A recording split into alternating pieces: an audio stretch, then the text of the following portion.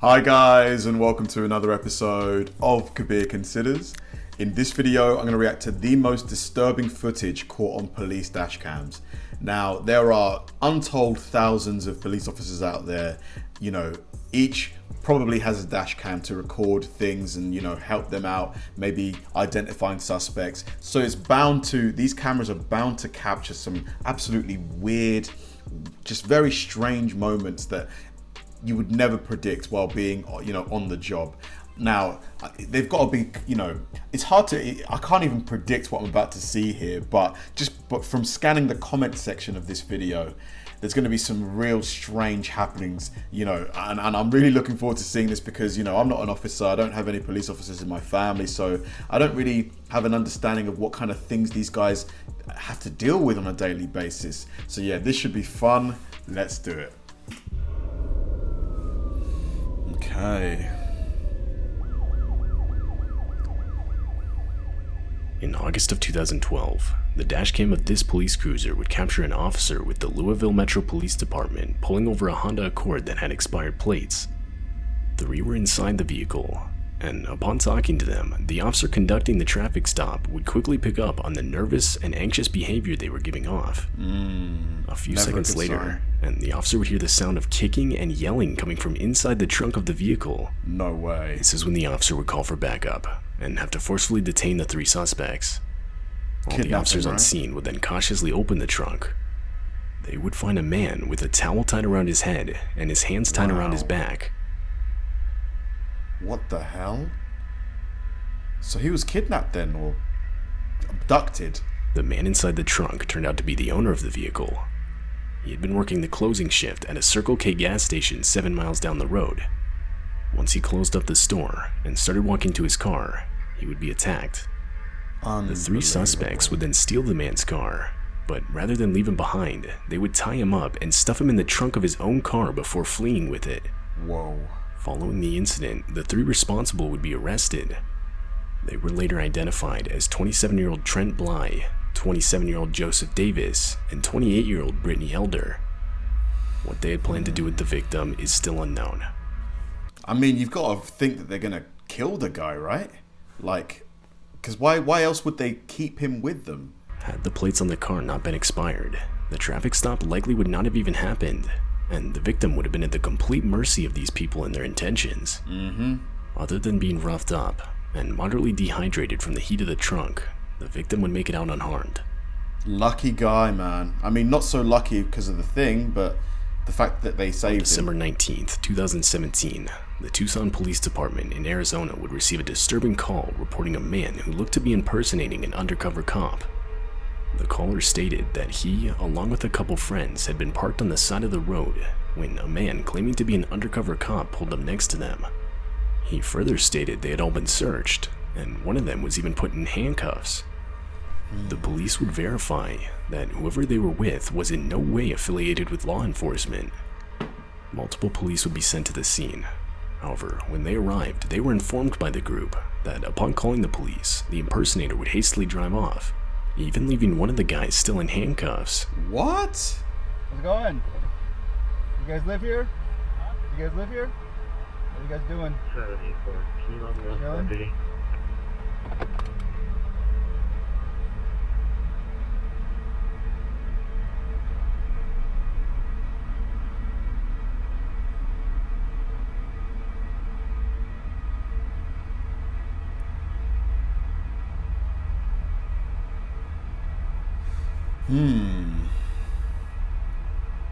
Days later, detectives were able to track down the identity of the impersonator, and he would quickly be arrested.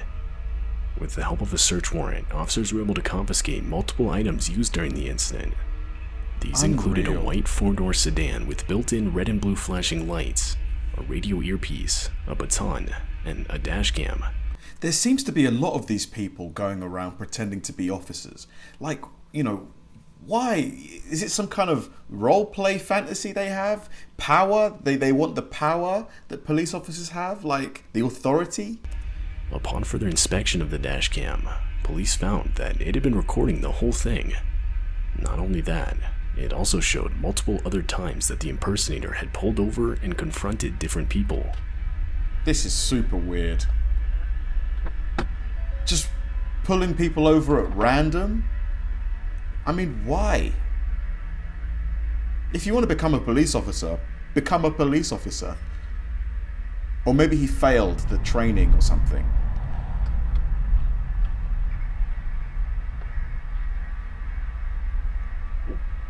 This is super weird.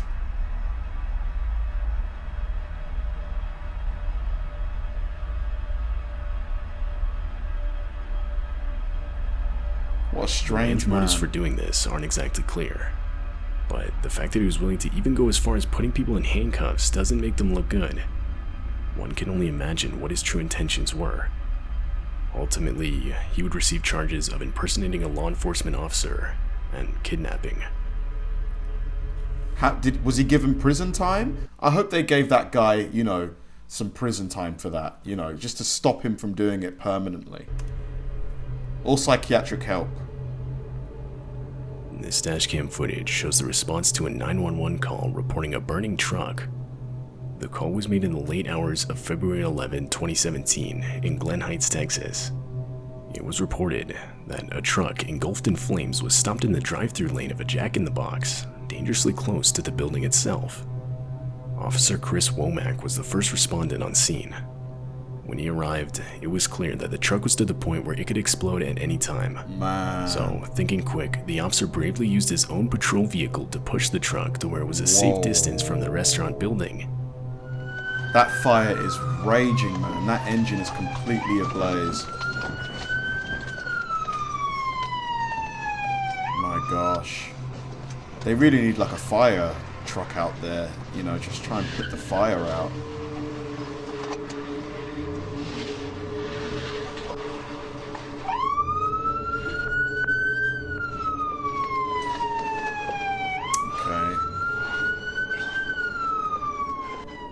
The act was able to save any damage to the building.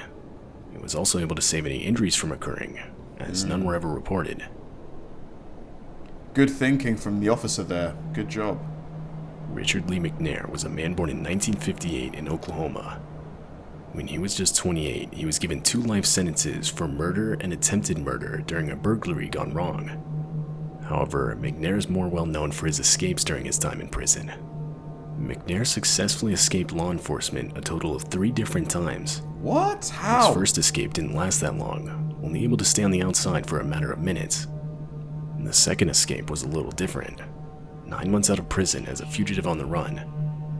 Then, on April 5, 2006, McNair would make his 3rd and final attempt at escaping. It was successful, but seemingly not for long. As he was running on the side of the road, a police officer would notice him. And because police were informed of an escapee at the time, the officer would stop him. I mean, if you've managed to escape prison or law enforcement that many times, wouldn't you leave the state? Because if you're recognized by the police, you're probably in the same state. Why wouldn't you leave the state? But to be honest, I'm glad he got caught. Come on. You live around here, buddy? No. Where you live at? Down the road by Pineville. Pineville? Uh-huh. Okay. Do you have any form of identification on you? No, man. All right. What is? We got an escapee. Oh, and you matched the description. Busted. Where from? Prison. Busted. Prison? How did he get out, though? The whole event was caught on the police officer's dash cam, and it shows as McNair desperately fabricates information in an attempt to convince the officer he's not the escaped prisoner. What's your address? I don't have an address. I'm at the hotel. We're working on houses and stuff like that, the roofing. Roofing? Yep. Okay. For my brother. All right. This is tense. Where are you staying at? That Titusville or Titus Inn? Titus Inn. Little old. Where's that at? I don't even know the address. We just. I mean, hypothetically speaking, guys, at this point, because he's not under arrest, couldn't he just say, you know, if I'm not under arrest, can I leave? Is he able to say that, or would the officer be able to detain him under the suspicion of escaping prison? Let me know. Got into town about a week ago, and he dropped me off to jog. I always jog about 12 miles a day. Where'd he drop you off at? Up there on that road by, there's some construction going on up there, some houses. And he dropped me off. Who do y'all work for? It's his. Wow, man. I know. What's the name of the company? Fields Roofing. Okay. Fields Roofing. Did you go through a briar patch or something? Well, yeah, roofing. I always roof. Has he just north escaped or because something? My, scratching up on, you know. Has he why literally your just knees are all escaped cut up. prison? I think he's just His ability to escaped. quickly come up with fake information proves extremely helpful in convincing the officer he had nothing to do with the escape. However, he would make a couple mistakes. Near the beginning of their conversation, the officer asks for McNair's name. He does this once again near the end of their conversation. And he gives a What's your different name? name. Robert Jones, He Robert gave Jones? a different name. What's your name again? Jimmy Jones. Oh! McNair gives two different fake names. Busted! Though the officer doesn't catch this, and in the end actually lets McNair go thinking he's just a jogger. When I crossed the tracks down there, I saw you running. I said, well, how lucky can I be? No, Wow. no, I'm not no prison escapee. I'm sorry to have to hold you up, but Hey, no, I'm just doing my job, I know man. you are. Wow. Yeah, just be careful. You'll probably get stopped again, okay? Don't. So he let Yeah, him go well, initially. All right. That's our quick line You there. have a good day now. Be careful, buddy. Thank you. All right. This crucial mistake would allow Richard McNair to remain free for a full year and a half after this encounter. No way. Once he was finally discovered again by law enforcement, he would be sent to a Supermax prison in Florence, Colorado, the most secure prison in all of the United States. Yeah, that's Red Onion. I've heard of that place. I've seen some footage of that place. Nightmarish place, man. Another attempt to escape was never made by Richard Lee McNair. I can't believe he got out of prison 3 times. How? I need to know how. This He needs police a movie dashcam deal. footage comes from a California highway patrol vehicle. The two officers inside were responding to a reported structure fire when a large mudslide is quickly revealed on the road. But once it's noticed, it's too late. There wasn't enough time for the driver to react. Therefore, the patrol vehicle is sent directly into it. All 4 wheels are quickly elevated off the ground, spinning the vehicle around and forcing it with the current of the mudslide. What the heck? Just imagine this happening to you. You're in your car. It's pitch black, nighttime. What do you even do? You just gotta call 911, right? Because you've lost complete control of the car. You've got no traction. You can't. Luckily, by some miracle, the officers were able to regain traction and drive ahead of the slide. Wow. By that point, there wasn't much they could do but warn pedestrians and watch the disturbing sight of the mudslide rushing down the road and tearing through their city. Crazy. It just came out of nowhere, like, because they're driving normally. Get out of here! Get out of here! Get out of here! Go! Go! Oh, so this is after. This is after. It's gonna come right through us. What are we supposed to do? I have no idea.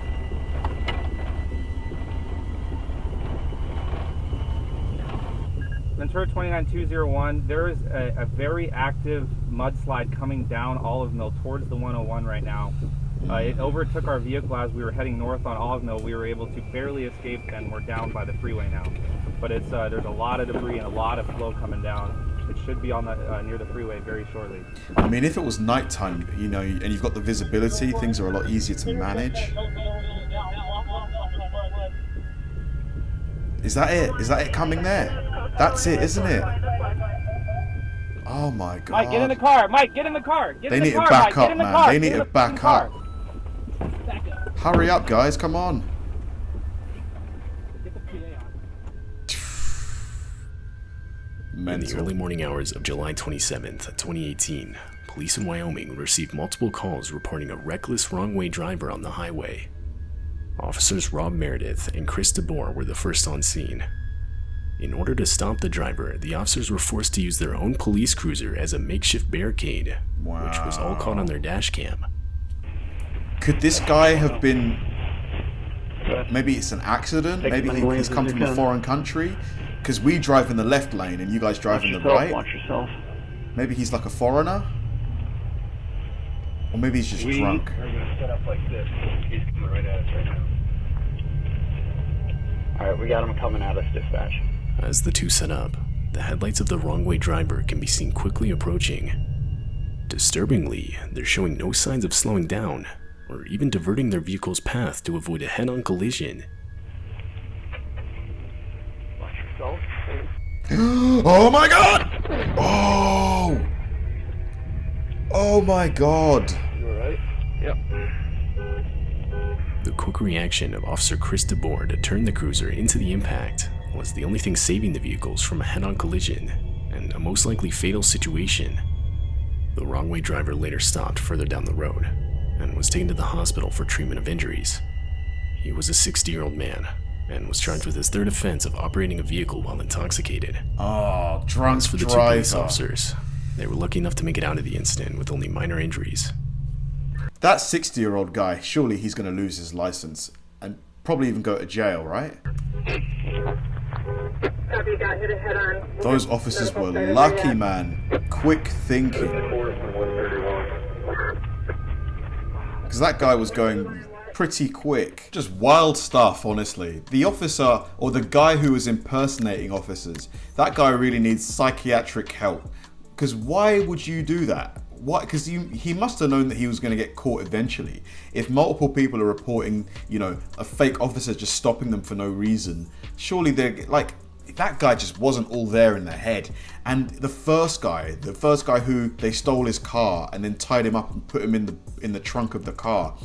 Imagine what he must have been going through in there. It's hot. You think they might be gonna kill you. You're thinking about your family. Are you gonna see them again? Just that concoction of emotions, and then to see the officers, you know, open the boot, open the trunk, and then see you and save you. The relief, the overwhelming relief. Crazy video. I think there's a part 2 to this. I'm definitely gonna react to it soon because I really enjoyed it. Thanks for watching, guys, and I'll see you in the next one.